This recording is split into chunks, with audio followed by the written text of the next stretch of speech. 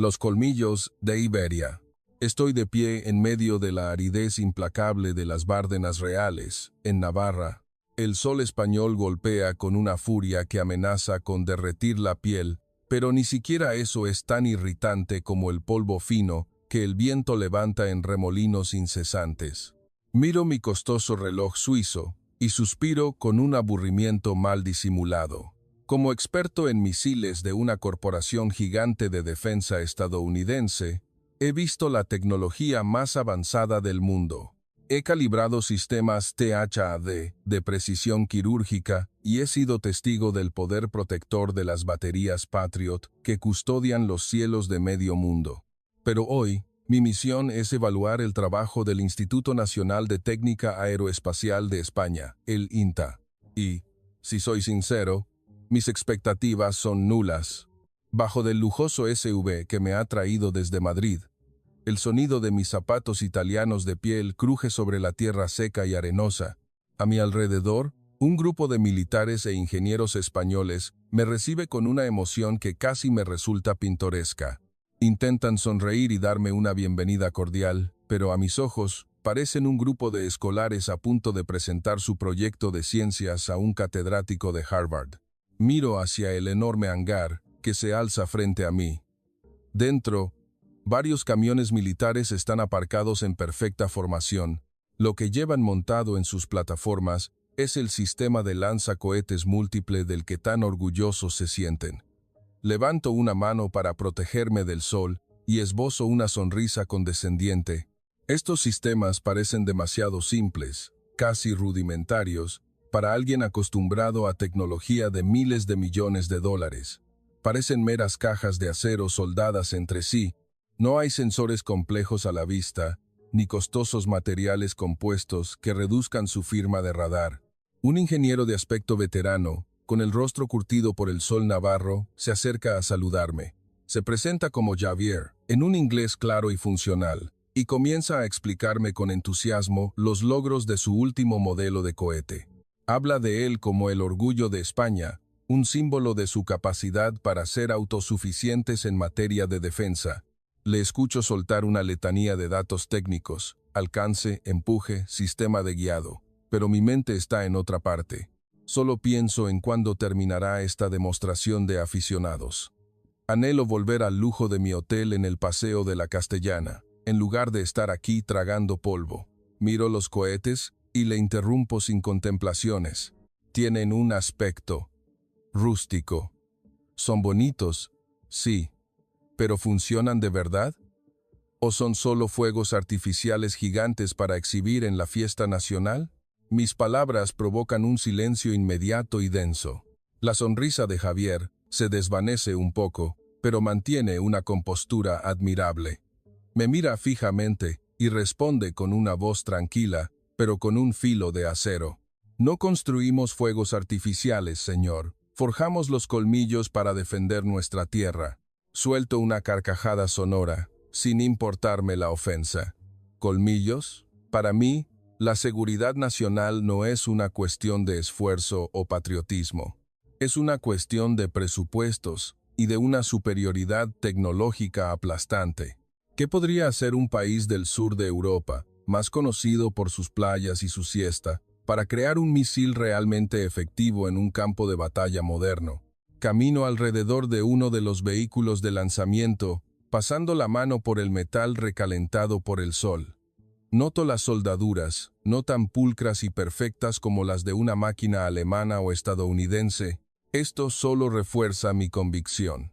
Estoy ante una imitación barata. Saco mi tablet personal para empezar a tomar notas para mi evaluación. Pienso escribir el informe más demoledor de mi carrera, para que el mundo sepa que no debe perder el tiempo con proyectos quijotescos como este.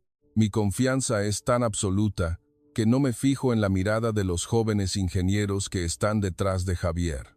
No parecen enfadados. Parecen personas que guardan un secreto. Un secreto que, en pocas horas, dejaría atónito al mundo entero. Sigo mi inspección, soltando críticas despectivas de vez en cuando, sin saber que en cuestión de minutos, el cielo silencioso de Navarra sería desgarrado por un rugido que jamás olvidaría. Nos adentramos en la sala de control principal del centro de pruebas, un lugar que yo describiría más como un museo de la informática de los 90 que como un centro tecnológico de vanguardia. El contraste entre ellos y yo es casi cómico. Visto un traje a medida de tejido transpirable y desprendo un ligero aroma a una exclusiva colonia francesa. Ellos, en cambio, llevan monos de trabajo de un azul oscuro, manchados de grasa y con el olor a sudor del trabajo duro. Sus ojos muestran cansancio, pero también una determinación que yo confundo con ingenuidad. Me dejo caer en una silla de cuero que ha visto días mejores y observo la sala. Los monitores no son las pantallas de ultra alta definición a las que estoy acostumbrado en el Pentágono. Parecen ordenadores de oficina que podrías comprar en el Corte Inglés. Tomo un sorbo del café que me ofrecen y lo dejo casi al instante. Es amargo y barato, como la tecnología que me rodea. Javier se sitúa frente a una gran pantalla en el centro de la sala.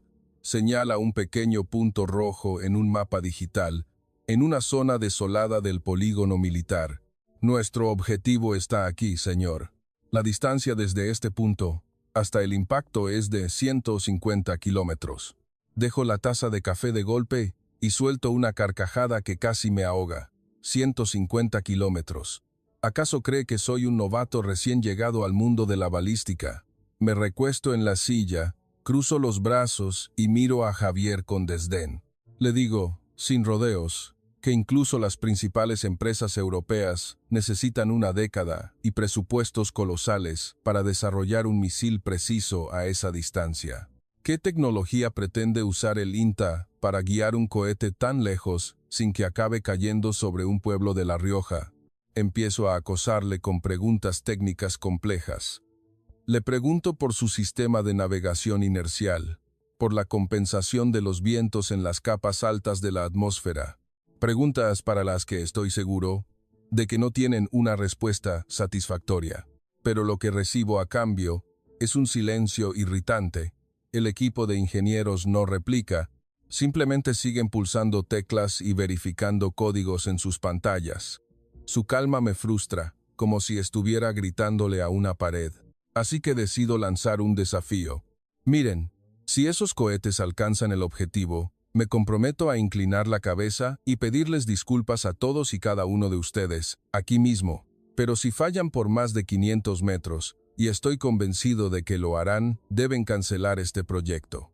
Dejen de quemar el dinero de los contribuyentes en fuegos artificiales. Veo que la mano de una joven ingeniera, que teclea comandos, tiembla ligeramente. No es por miedo. Más tarde comprendería que era por la rabia contenida ante mi arrogancia. Sigo despotricando sobre los estándares de la OTAN y la complejidad de los códigos GPS de grado militar a los que España jamás tendría acceso. Comparo sus cohetes con flechas con pólvora atada, impresionantes para un profano, pero basura para un profesional como yo. La atmósfera en la sala se vuelve gélida, no por el aire acondicionado, sino por la tensión que se corta con un cuchillo. Miro mi reloj de nuevo. La cuenta atrás para el lanzamiento del primer grupo de cohetes va a comenzar. Estoy absolutamente seguro de que su humillante fracaso quedará registrado en mi informe y será el fin de esta fantasía llamada INTA. Saco de mi maletín reforzado mi propio sensor de seguimiento por satélite, un dispositivo de alta precisión de grado militar.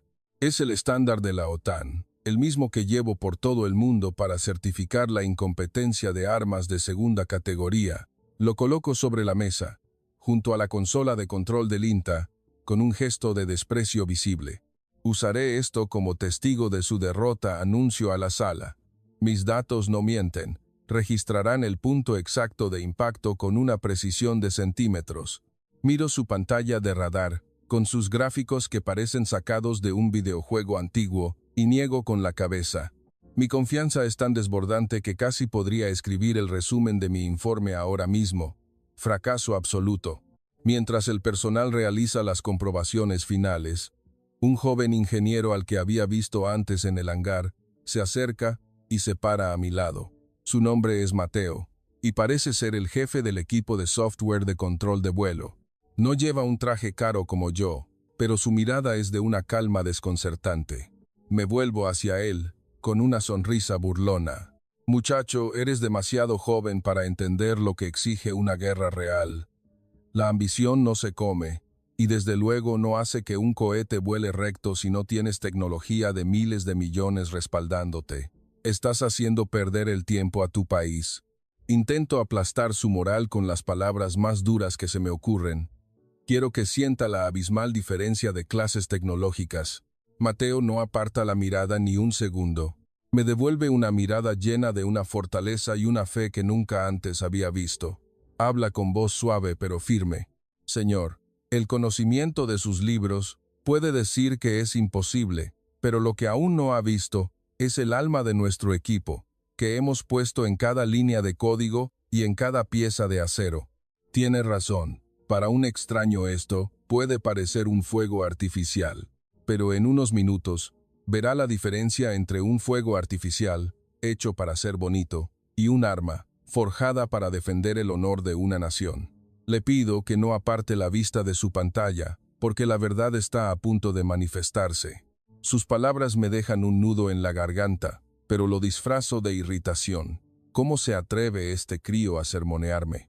Me reiré a gusto, resoplo. Estaré esperando ver sus caras cuando esos cohetes caigan en el mar o exploten en mitad del campo. La tensión en la sala es casi física.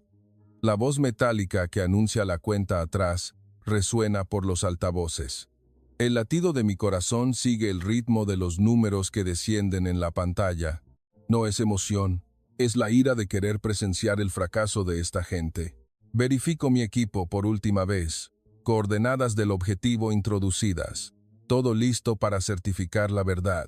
Veo a Javier de pie frente a la consola principal. Junta las manos suavemente, como si estuviera rezando. Para mí, es el gesto de alguien que se ha quedado sin opciones. 60 segundos, anuncia la voz. Miro el monitor que muestra el estado de los 40 cohetes, listos para ser liberados. A kilómetros de distancia, el sistema hidráulico de los camiones de lanzamiento comienza a zumbar, enviando una señal de listo. Empiezo a sentir una ligerísima vibración en el suelo bajo mis pies, incluso en esta sala de control reforzada. El silencio se vuelve tan profundo que puedo oír mi propia respiración. Agarro mi tablet con fuerza, listo para grabar el mayor fracaso en la historia militar española. 10, 9, 8. Los números en la pantalla se vuelven de un rojo intenso. Miro a Mateo. Él ni siquiera está mirando el monitor. Su vista está fija en el gran ventanal que da al horizonte lejano. 7, 6, 5. Inspiro profundamente. El olor a aceite de máquina y al ozono de los circuitos eléctricos parece intensificarse. S, San, R, I. El dedo de Javier presiona el gran botón rojo con toda la fuerza de su ser. En ese instante, la paz del desierto navarro es aniquilada. Un destello tan brillante como un segundo sol brota en el horizonte, y un rugido ensordecedor, como si el cielo se partiera en dos, golpea la sala de control, haciendo vibrar todo el edificio. El primer acto de esta obra ha terminado, y estoy a punto de presenciar el final de los fuegos artificiales gigantes que yo mismo había sentenciado. En el instante en que el dedo de Javier tocó aquel botón rojo, mi percepción del mundo cambió para siempre. La luz cegadora que surgió de la base de lanzamiento no era solo luz, era una llamarada de un blanco tan puro e intenso que casi pude ver los huesos de la mano con la que me cubrí los ojos. El estruendo que siguió una fracción de segundo después no era el de una explosión convencional, era un sonido agudo y grave a la vez, como el de un gigante triturando una montaña con sus manos desnudas. El suelo bajo mis pies tembló con tal violencia que la tablet casi se me cae de las manos. Miré de inmediato la pantalla de mi dispositivo de la OTAN. Los indicadores digitales, antes inmóviles, se dispararon hasta el máximo nivel. 40 dragones de acero ascendieron hacia el cielo con una sincronización escalofriante. No se dispersaron caóticamente como los fuegos artificiales que yo había vaticinado. Ascendieron en un plano perfecto, dejando estelas de humo blanco que rasgaban el azul del cielo navarro como líneas trazadas por un maestro arquitecto. Rápidamente, consulté los datos de velocidad en mi pantalla. Mach 2, Mach 3, y seguía aumentando. Un imposible se me escapó en un susurro. El sudor comenzó a brotar en mi frente, a pesar del frío del aire acondicionado. Mi equipo reportaba un empuje constante y una estabilidad que me negaba a creer que fuera obra de los ingenieros cuyos monos manchados de aceite había ridiculizado. Intenté consolarme con la teoría militar. Es solo un buen comienzo, me dije. En cuanto alcancen las capas menos densas de la atmósfera, su barato sistema de control direccional empezará a fallar. Miraba fijamente los 40 puntos verdes en la pantalla de mi propio radar. Pero ahí fue donde empezó mi pesadilla técnica. Aquellos puntos no vacilaron ni un milímetro. Estaban corrigiendo su rumbo automáticamente a una velocidad asombrosa. El sistema de guiado del INTA estaba calculando y compensando el viento cruzado en la alta atmósfera con una precisión que me provocó un escalofrío en la espalda. Mi dispositivo emitió un pitido. Target Lock Verified. Verificación de bloqueo de objetivo. Era la señal de que los cohetes habían entrado en su trayectoria balística final y se dirigían hacia el objetivo a 150 kilómetros de distancia sin posibilidad de fallo. Me volví para mirar a Mateo. No mostraba la euforia de alguien que acaba de ganar un premio. Estaba de pie, tranquilo, con las manos entrelazadas a la espalda. Sus ojos estaban fijos en la simulación de vuelo, como si supiera exactamente el resultado que iba a producirse. Empecé a sentirme como un payaso que ha traído una espada de plástico para retar a un caballero con una de acero toledano. ¿Por qué? ¿Por qué es tan estable?, pregunté, con la voz empezando a temblar. Mateo no se giró, pero respondió en voz baja. Ese es el poder del software que hemos escrito nosotros mismos, señor. No compramos códigos genéricos.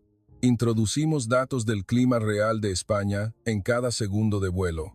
Volví a mirar mi tablet. Los datos frente a mí eran una verdad dolorosa. Los 40 cohetes volaban a la altitud óptima para minimizar la resistencia del aire. Esto no era trabajo de aficionados. Era ciencia de alto nivel, que requería años de experimentación y una mente meticulosa. Intenté verificar las señales GPS por si estaban usando en secreto algún código de la OTAN que yo desconociera. Pero mi equipo me informó de que estaban usando un sistema híbrido, una combinación de varios satélites y un guiado giroscópico interno de fabricación propia. Era tecnología verdaderamente autosuficiente. Comencé a darme cuenta de que el informe que pensaba escribir para destruir este proyecto se estaba convirtiendo en el acta de mi propia y humillante derrota. A medida que los segundos pasaban, la confianza que había cultivado durante toda mi vida se desmoronaba como un castillo de arena golpeado por una ola gigante. Miré por la ventana. Las estelas de humo blanco se desvanecían en la altitud, invisibles a simple vista. Pero en mi radar, los cohetes estaban cambiando de modo, de la fase de ascenso a la de picado terminal. La fase terminal. El momento más crítico. La fricción sería enorme. El calor se dispararía al máximo. Si el material de las ojivas no era lo suficientemente bueno, detonarían en el aire. Recé para que así fuera. Recé para que mi arrogancia tuviera una última oportunidad de salvarse. Pero en el fondo de mi corazón, sabía que lo que estaba a punto de ocurrir a 150 kilómetros de distancia cambiaría la reputación del INTA y del ejército español para siempre. La atmósfera en la sala de control era ahora tan opresiva que apenas podía respirar. Las señales acústicas de mi equipo de medición sonaban cada vez más rápido. No eran alertas de error, como yo había deseado en secreto. Eran sonidos de confirmación. Los 40 objetos estaban descendiendo a través de la atmósfera a una velocidad que superaba cualquier expectativa. Miré las cifras en la pantalla. Mach 4. Mach 4.5, Mach 5. Esto ya no era un simple cohete. Era un verdugo cayendo sobre su presa con una furia implacable. Sentí un frío helador en las yemas de los dedos. aunque la sala estaba caldeada por el calor de cientos de aparatos electrónicos. Me volví para mirar la pantalla del equipo del INTA. Los gráficos verdes que yo había despreciado por parecer de un juego antiguo mostraban ahora una trayectoria curva de una perfección insultante. Ni una sola desviación, ni una pérdida de control. Todo estaba calculado con una precisión impecable. Busqué una excusa en mi mente. Tiene que haber un error. Su sistema de radar debe de estar creando una simulación falsa. Rápidamente, cambié el modo de mi dispositivo para obtener imágenes térmicas directamente de un satélite espía sobre la zona del objetivo. Necesitaba ver con mis propios ojos lo lejos que iban a fallar, pero en el instante en que las imágenes se cargaron, mi corazón casi se detuvo. En el área del objetivo, a 150 kilómetros, el punto de impacto al que se dirigían los cohetes era el centro exacto del blanco simulado, con una precisión de metros cuadrados. El sudor empapaba el cuello de mi camisa de diseño. La idea de que yo era un experto del mundo occidental que lo sabía todo se vino abajo como un dominó. La cuenta atrás para el impacto disminuía. 30 segundos, 20 segundos, 15 segundos. En ese momento, un silbido agudo, transmitido por los sensores de audio remotos, resonó en los altavoces. Era el sonido del aire siendo desgarrado por un objeto hipersónico. Vi a varios ingenieros españoles apretar los puños. Algunos cerraron los ojos en una plegaria silenciosa. Pero Mateo seguía inmóvil como una estatua. Su mirada no reflejaba miedo, sino fe. Fe en lo que había creado con sus propias manos. Sentí la cara entumecida, como si me hubieran abofeteado. Me di cuenta de que lo que yo había llamado fuegos artificiales gigantes estaba a punto de convertirse en una tormenta de fuego imparable. Intenté decir algo para romper el silencio asfixiante, pero tenía la garganta tan seca que no pude emitir ningún sonido. Mi profesionalismo me decía que estaba presenciando un éxito monumental, pero mi orgullo luchaba desesperadamente por no aceptar la realidad. De repente, la pantalla de imágenes térmicas del dron sobre el objetivo estalló en puntos de luz. El primero impactó justo en el centro del blanco principal, generando una bola de fuego gigantesca que se elevó hacia el cielo. Le siguió un segundo, un tercero, un cuarto, con la rapidez de un redoble de tambor. No podía creer lo que veían mis ojos. Los 40 cohetes no caían al azar, impactaban en un patrón sistemático, como una alfombra de destrucción. Un objetivo de gran tamaño fue pulverizado en cuestión de segundos. La onda de choque, registrada por los sensores de presión en el área, superó todos los límites, y mi pantalla parpadeó con un mensaje en rojo: Target annihilated. Objetivo aniquilado. Me quedé paralizado. La mano que sostenía la tablet con tanta seguridad ahora temblaba visiblemente. Verifiqué el valor CEP. Mi equipo arrojó un resultado increíble. Menos de 10 metros a una distancia de 150 kilómetros. Este era un estándar comparable, si no superior, al de los misiles guiados más caros de algunas superpotencias. Sentí una vergüenza tan intensa que quise que la tierra me tragara al recordar mi desafío de que fallarían por más de 500 metros. El eco de las explosiones, que llegaba a través de la señal de satélite, retumbaba en mis oídos, como si se burlara de mi ignorancia y mi soberbia. Miré a mi alrededor. Los técnicos españoles empezaban a abrazarse. Algunos tenían lágrimas en los ojos. Nadie me miró para regodearse, pero fue precisamente su celebración silenciosa y contenida lo que sentí como la bofetada más fuerte de mi vida. Miré el borrador de mi informe, donde pensaba escribir fracaso. Ahora, esas palabras parecían patéticas y ridículas. Empecé a borrar el texto, palabra por palabra. Lo que estaba viendo no era suerte, era la victoria de la ingeniería, forjada por la limitación de presupuesto pero rebosante de ingenio. Empecé a entender por qué Mateo dijo que yo aún no había visto su alma. Su alma no estaba en el aspecto exterior y simple de los cohetes, sino en la precisión divina que me estaban demostrando. Habían pasado 120 segundos, pero para mí fue como un siglo. 120 segundos que demolieron la visión del mundo de un experto occidental y lo convirtieron en un niño que apenas empezaba a aprender el verdadero significado de la tecnología de defensa. La imagen en la pantalla térmica pasó de ser puntos blancos brillantes a una enorme nube de humo que cubría toda la zona del objetivo. Miré el cronómetro en la esquina de la pantalla. 110 segundos, 112. El último cohete estaba a punto de impactar. Sentí como si el mundo se hubiera detenido. La respiración se me atascó en la garganta. El último grito de la atmósfera siendo desgarrada llegó a través del sistema de comunicación. No era solo el sonido del metal cortando el aire, era el sonido del juicio a mi propia arrogancia. De repente, el último objetivo simulado, situado en el centro exacto del círculo de coordenadas, fue engullido por una llamarada naranja que se elevó como un hongo gigante. Las explosiones se solaparon, y la Tierra, a 150 kilómetros de distancia, envió una onda sísmica que fue registrada por los sensores subterráneos aquí. 120 segundos exactos, ni más, ni menos. La pantalla de mi radar estaba ahora completamente roja, alertando de la destrucción total del objetivo. Total destruction. Me quedé congelado en la misma posición. Mis manos, que antes temblaban, ahora estaban rígidas, casi sin poder moverlas. Bajé la vista hacia mi costoso dispositivo de navegación. Los datos de impacto que mostraba eran algo que me negaba a creer. Los 40 cohetes habían caído en un radio tan estrecho que era aterrador.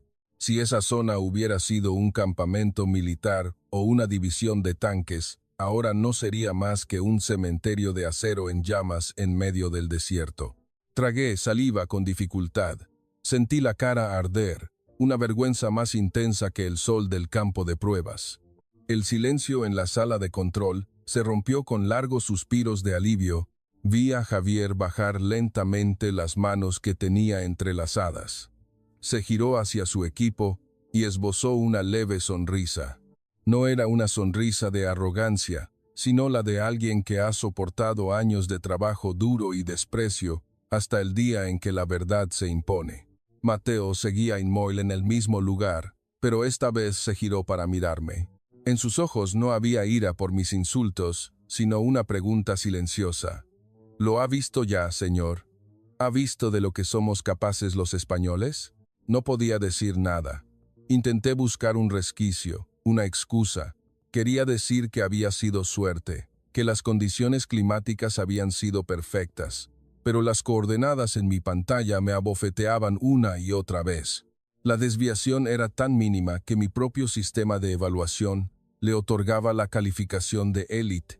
Comencé a darme cuenta de que, durante las últimas horas, no había sido un experto dando consejos. Había sido un viejo arrogante, anclado en el pasado, despreciando ciegamente el progreso de otros. Miré el informe vacío en mi tablet. Estaba tan en blanco como mi mente, que ahora solo podía pensar en el respeto que comenzaba a florecer lentamente en mi interior. Un aplauso tímido comenzó en una esquina de la sala y creció hasta convertirse en una ovación que resonó en todo el edificio. Los jóvenes ingenieros se abrazaban, algunos sin poder contener las lágrimas. Yo estaba de pie en medio de su alegría, sintiéndome como un extraño que acaba de irrumpir en una celebración a la que no había sido invitado. Pero en ese momento, Javier se acercó a mí. No vino a reclamar la disculpa que le había prometido. Me tendió la mano, en un gesto de cortesía internacional. ¿Qué tal, señor? ¿Nuestros fuegos artificiales sirven para proteger a alguien?, preguntó con voz suave. Esa pregunta fue como un martillo que destrozó el muro de mi orgullo. Lentamente, extendí mi mano aún temblorosa y estreché la suya. El apretón de su mano, áspera por el trabajo, me transmitió una fuerza y una sinceridad que me desarmaron. Incliné la cabeza, por instinto, no porque nadie me obligara, sino porque me sentía completamente derrotado por el espíritu de aquella gente. Yo, pido disculpas, murmuré. Fui un necio. Solo vi el acero por fuera, pero nunca vi los cerebros y el corazón que había dentro de estos cohetes. La ovación en la sala se reanudó tras mis palabras. pero el prejuicio en mi corazón se había disuelto, dejando solo un vacío listo para ser llenado por la nueva verdad que acababa de aprender. La imagen del satélite volvió a una transmisión en vivo desde gran altitud. La columna de humo negro seguía ascendiendo, como el alma del objetivo que acababa de ser aniquilado. Los últimos 120 segundos habían cambiado por completo las creencias de toda mi vida. Pensaba que el dinero y el sello de una superpotencia eran la única garantía de fuerza. Pero 40 cohetes del INTA me habían demostrado que el amor a la patria, el esfuerzo y la fe en el propio potencial son, en realidad, las armas más temibles del mundo. El acto del terror había terminado, y ahora comenzaba el acto de la verdad, que debía afrontar con mis propios ojos, en el punto de impacto, a 150 kilómetros de distancia. 2 minutos. Es un tiempo insignificante si estás tomando un café en una terraza de París o esperando el metro en Nueva York, pero para mí, de pie en la sala de control del INTA, en una atmósfera donde el aire casi no se movía, esos 2 minutos fueron lo suficientemente largos como para pulverizar 20 años de prestigio en la industria armamentística. Miré el segundero detenido en el cero. El silencio que siguió al último impacto era más pesado y opresivo que el estruendo de las explosiones. Bajé la vista hacia mi propio equipo de análisis, que todavía procesaba frenéticamente los datos finales. Los números en la pantalla de mi ordenador de arquitectura avanzada mostraban un resultado que me resistía a creer. Total Target Neutralization. Esa era la frase que parpadeaba sobre un fondo rojo intenso. Significaba que nada, en el radio del objetivo, había sobrevivido, ni un solo metro cuadrado. Levanté la vista lentamente hacia la cámara térmica del dron. El humo y el polvo comenzaban a disiparse, revelando una cicatriz calcinada y masiva sobre la Tierra, como si una docena de meteoritos hubieran golpeado el planeta al mismo tiempo. La precisión no había sido casualidad, como intentaba autoengañarme. Los 40 cohetes habían impactado siguiendo un patrón preprogramado para maximizar el poder destructivo. Era el arte de la muerte, orquestado con el código informático del que me había burlado apenas unos minutos antes. Me sentí tan entumecido que apenas notaba el frío del aire acondicionado. Mis manos, que antes habían tecleado críticas mordaces, ahora flotaban inertes sobre el teclado. Me volví hacia el grupo de ingenieros españoles. No gritaban ni celebraban con euforia, como yo habría esperado. En cambio, se quitaban lentamente los auriculares y asentían entre ellos con una calma solemne. Fue esa calma lo que me hizo sentir increíblemente pequeño e insignificante.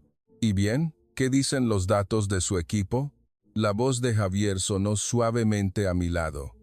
Me sobresalté un poco y me giré para mirarlo. En sus ojos no había ni rastro de burla, solo una curiosidad sincera. Intenté forzar la voz para salir de mi garganta seca. Asentí lentamente y dije, con la voz quebrada, «Mi equipo dice que soy un idiota, señor Javier».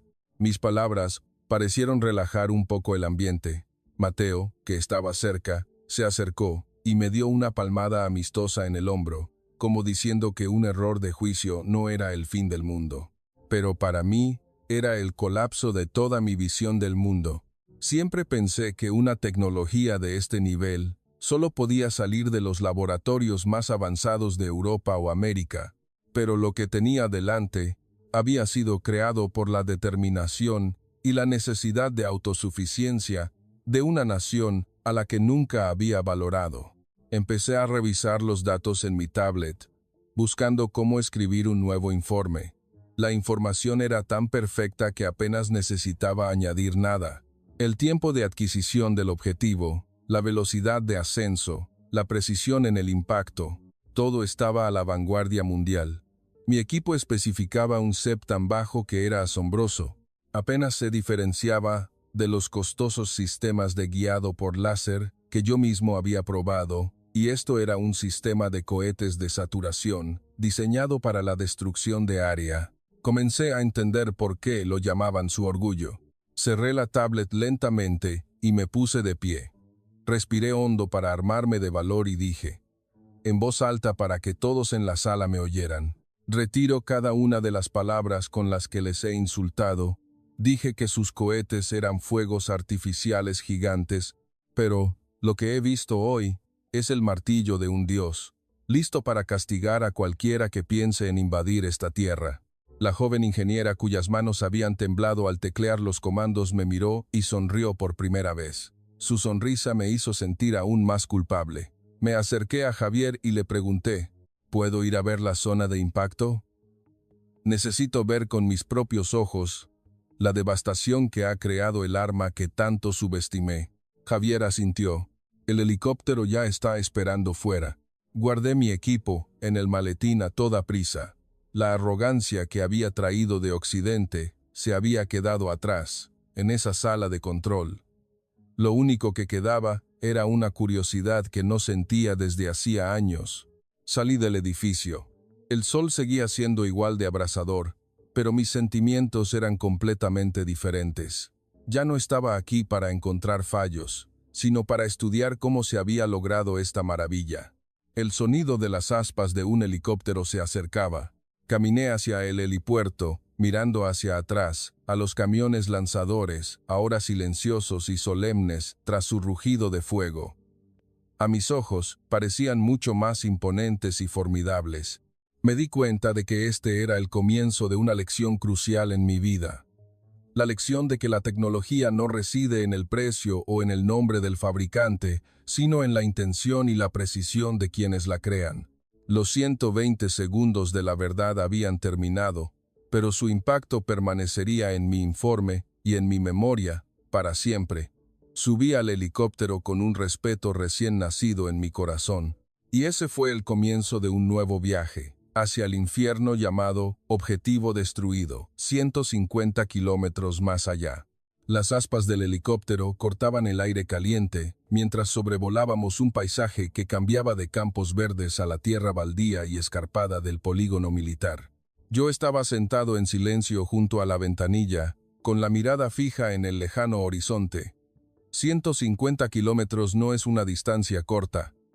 Desde el suelo, no se puede ver ni la sombra del objetivo, pero con la tecnología que acababa de despreciar, habían demostrado que la distancia no era un obstáculo. Cuando el helicóptero comenzó a descender hacia las coordenadas del objetivo, lo que apareció ante mis ojos me hizo tragar saliva con dificultad. Una cicatriz masiva en la tierra parecía un cráter de impacto múltiple, como si docenas de meteoritos hubieran golpeado la tierra a la vez. El humo negro todavía se elevaba de los restos de los objetivos simulados, tanques viejos y búnkeres de hormigón armado, ahora reducidos a escombros y metal retorcido. Cuando el helicóptero aterrizó, fui el primero en bajar, sin esperar ayuda. Mis costosos zapatos de cuero pisaron una tierra que todavía estaba caliente e impregnada de un olor a azufre y pólvora tan intenso que me picaba la nariz. Caminé directamente hacia el centro del cráter más cercano. La tierra había sido excavada, formando un hoyo profundo y ancho. Fragmentos de metal de la ojiva detonada estaban esparcidos por todas partes. Me arrodillé y extendí la mano para tocar un trozo de acero que todavía irradiaba calor. Era una pieza de un cohete del INTA, uno de los que yo había llamado juguetes. Saqué mi dispositivo de posicionamiento por satélite y lo comprobé de nuevo. Las cifras en la pantalla confirmaron mi peor temor. Este punto de impacto estaba a solo unos metros de la coordenada exacta del objetivo. En el mundo de la balística, una precisión así, a esta distancia, es un logro milagroso para un arma de producción nacional. Levanté la vista contemplé la escena en su totalidad. A mi alrededor, solo había una destrucción perfecta. Cada objetivo había sido aniquilado con una precisión escalofriante. Ni un solo cohete se había desviado, ni uno solo había fallado.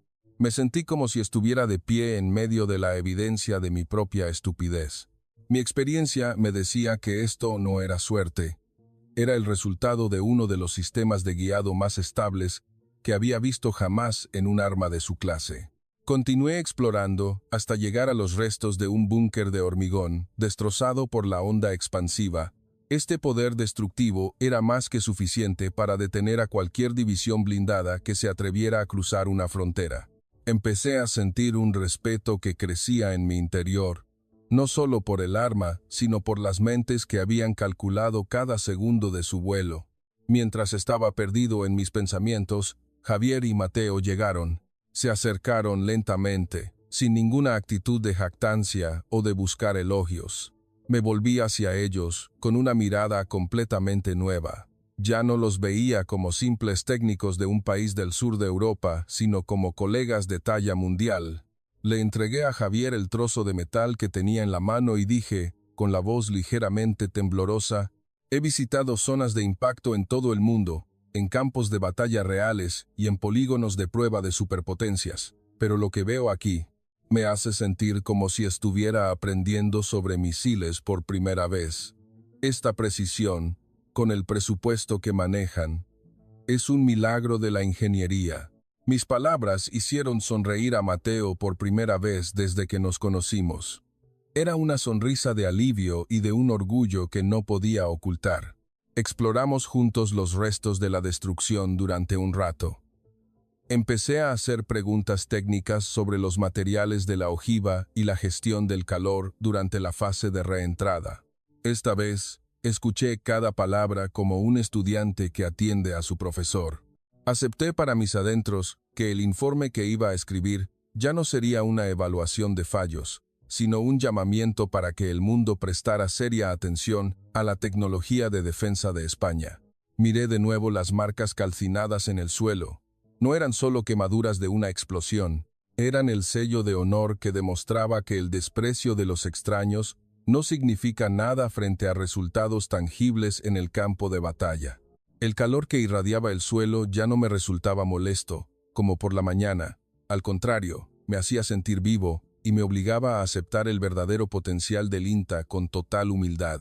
De pie, entre los restos de metal que aún humeaban, con el calor de la tierra quemada subiendo a través de las suelas de mis zapatos, me sentía extrañamente revitalizado.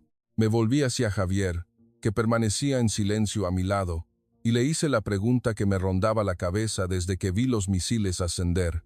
¿Cómo lo hicieron? Quiero decir, con un presupuesto que es una fracción del de cualquier proyecto europeo, con laboratorios que no son enormes. ¿De dónde sacaron esta precisión quirúrgica?, pregunté, con un tono despojado de toda arrogancia, dejando solo una curiosidad pura. Javier no respondió de inmediato. Se agachó, recogió un puñado de tierra quemada y la dejó escurrirse lentamente entre sus dedos. Miró hacia el horizonte lejano y dijo con voz profunda, «Porque no teníamos otra opción, señor. Con un presupuesto limitado, no podemos permitirnos el lujo de pagar por los errores. Cada euro del dinero de los contribuyentes es una responsabilidad que pesa sobre nuestros hombros». Explicó que, mientras las superpotencias resuelven problemas instalando sensores increíblemente caros en todas partes, el equipo español optó por usar el ingenio para exprimir hasta la última gota de rendimiento del hardware disponible. Mateo se unió a la conversación. Pasamos miles de horas escribiendo nuevos algoritmos desde cero para compensar las limitaciones de los materiales.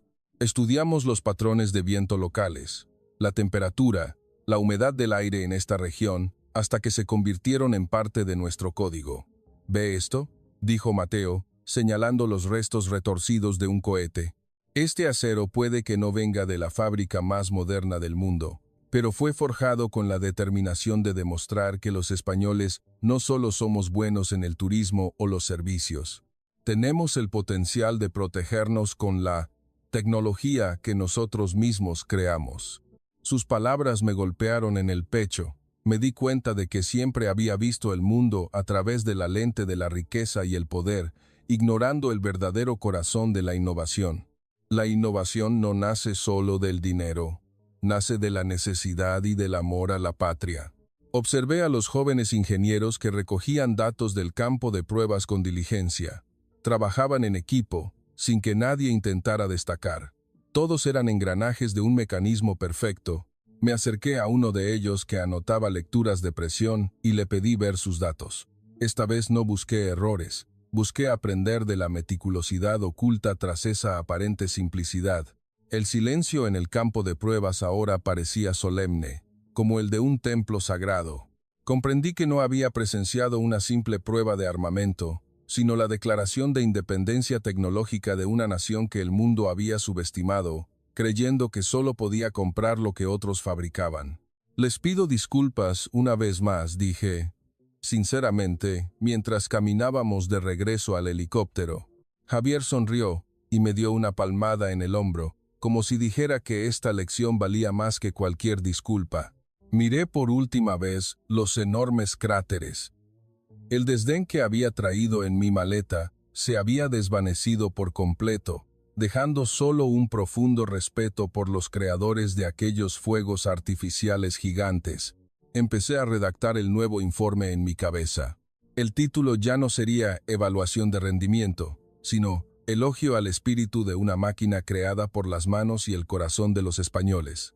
Sabía que cuando este informe llegara a la sede central en Estados Unidos, quedarían tan impactados como yo, y el mundo tendría que grabar el nombre del INTA como el de un gigante dormido que acababa de despertar para mostrar su poder.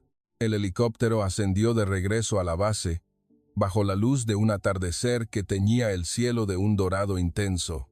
Contemplé el paisaje a mis pies, con una sensación completamente diferente a la de la mañana. La tierra de España, que antes me parecía tranquila y simple, ahora se veía formidable, llena de un poder oculto. De vuelta en mi despacho temporal, abrí mi portátil de inmediato. La luz de la pantalla se reflejó en mis ojos, que aún guardaban el asombro de lo vivido. Borré el borrador del informe original, sin pensarlo 2 veces. Aquel texto, lleno de desprecio y prejuicios, era ahora basura ideológica que quería olvidar. Empecé a teclear un nuevo título, en mayúsculas, Informe de Evaluación de Misiles del INTA, los colmillos de Iberia que el mundo debe observar. Mis dedos volaron sobre el teclado. Describí la precisión quirúrgica a 150 kilómetros. Escribí sobre el asombroso software de desarrollo propio, capaz de doblegar a la tecnología multimillonaria de Occidente. Ya no escribía como un experto que juzga a otros, sino como un testigo que había presenciado la grandeza con sus propios ojos. Dejé claro en el informe que nadie debía subestimar a los españoles por su apariencia externa, porque bajo su amabilidad y cercanía se escondía una inteligencia brillante y una de las armas más formidables que jamás había probado. Antes de mi partida hacia el aeropuerto a la mañana siguiente, me reuní de nuevo con Javier y Mateo en el aparcamiento. Esta vez no llevaba traje, sino una camisa cómoda y una sonrisa sincera. Me acerqué a ellos e incliné la cabeza en un gesto de máximo respeto. Javier sonrió ampliamente y me devolvió el gesto con calidez. Que tenga un buen viaje, señor, y espero que podamos volver a colaborar como amigos. Mateo me entregó una pequeña unidad de memoria. Aquí están los datos estadísticos que necesita para su informe. No tenemos nada que ocultar. La verdad ya se ha demostrado por sí misma. Tomé la unidad y le estreché la mano con fuerza. Les dije que mi informe haría temblar a Occidente y que el nombre del INTA se mencionaría en todas las mesas de reuniones de seguridad global. Subí al mismo SUV que me había traído, pero esta vez miré por la ventanilla con admiración. Vi la bandera de España ondear en un mástil de la base. Ya no era solo un trozo de tela roja y amarilla, era el símbolo de una nación con dignidad y la capacidad de protegerse a sí misma. Cerré los ojos lentamente. En mi mente todavía resonaba el rugido de aquellos 40 cohetes. Era el sonido del éxito, el más atronador que había escuchado en mi vida. La lección que aprendí aquí fue más grande que cualquier tecnología. Fue una lección de humildad y de respeto por el potencial humano. El dinero puede comprar las armas más caras, pero no puede comprar el alma y la determinación que los españoles habían infundido en cada línea de código y en cada pieza de acero. Salí de Navarra rumbo al aeropuerto de Barajas en Madrid, sintiéndome una persona diferente. No solo llevaba un informe, llevaba respeto y fe en aquellos fuegos artificiales gigantes que ahora sabía, con certeza, que eran los colmillos más afilados de la región. y cualquiera que se atreviera a subestimarlos se encontraría con el mismo final humillante que yo casi había sufrido. El coche se incorporó a la autopista. Las luces de la capital aparecieron en el horizonte. Saqué la tablet y miré por última vez la imagen del objetivo devastado antes de guardarla. Sonreí levemente al recordar las palabras de Javier. No construimos fuegos artificiales, forjamos los colmillos para defender nuestra tierra. Sí, Javier, lo han conseguido, y este mundo nunca más volverá a pasar por alto la grandeza de los españoles. Adiós, Navarra. Adiós, mis más admirados colegas. Volveré aquí, pero como un aliado que respeta profundamente su dignidad.